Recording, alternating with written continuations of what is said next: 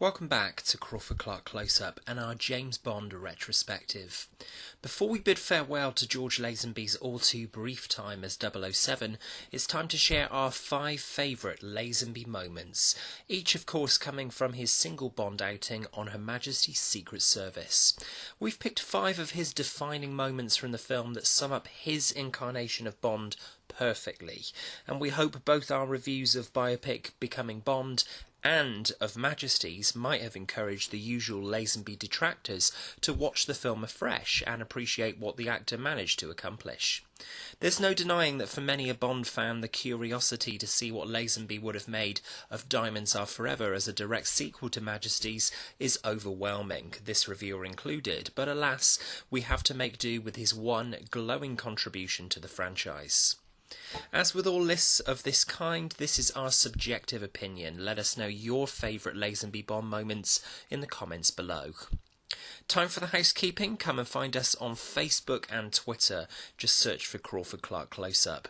You can also drop us an email to crawfordclarkcloseup@gmail.com with suggestions for future reviews or ways that we can improve the channel. Most importantly, don't forget to click subscribe at the top of the page to ensure you get notified of all the new reviews as soon as they're uploaded to the channel. We begin our top 5 with Bond getting increasingly agitated by M's insistence of doing nothing while Tracy is stuck at Piz Gloria with Blofeld before enlisting the help of Draco to storm Piz Gloria. It's an excellent action-packed finale and Lazenby acquits himself well to the action as he does throughout the rest of the film.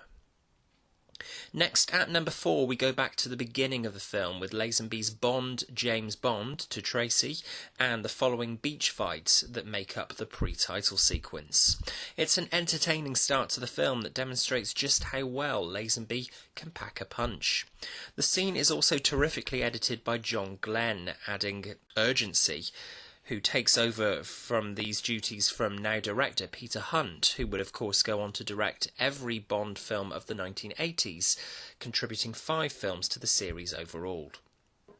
In third place, there's a slight stiffness coming on as Bond does what he does best, seducing the female patients at the clinic, starting with Angela Scula's Ruby Bartlett.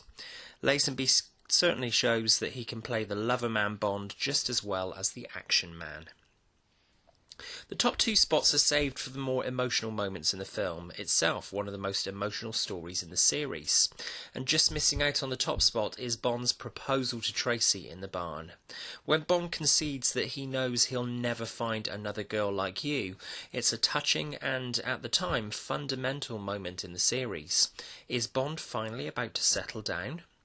The chemistry between Lazenby and Rigg shines on screen, despite reported conflict between the 2 actors on set, and you can totally buy this 007 falling for a woman as multifaceted as Teresa Di Vincenzo. So the number 1 spot obviously goes to the melancholic ending to the film.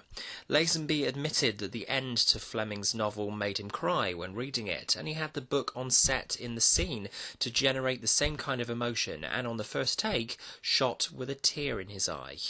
The instrumental of Louis Armstrong's outstanding song We Have All the Time in the World as Bond weeps into the lifeless Tracy's wedding dress is one of the most striking endings to any of the films in the series, and makes you wonder just how well Connery would have played the same scene by comparison. So those are our favourite Lazenby Bond moments. You'll be able to check out our top 5 for each successive Bond actor all the way up to present incumbent Daniel Craig before the end of our James Bond retrospective, so there's plenty more to come. For now, what are your thoughts on our picks for the Lazenby era? Let us know your top Lazenby Bond moments in the comments below, and don't forget to subscribe to Crawford-Clark Close-Up. Our James Bond reviews will return soon as we begin our look back at the Roger Moore era of 007 with Live and Let Die. Also in October, after the channel has taken a couple of weeks break, we'll return with our next Halloween horror season. For a preview of what's to come, search for our preview video already uploaded to the channel.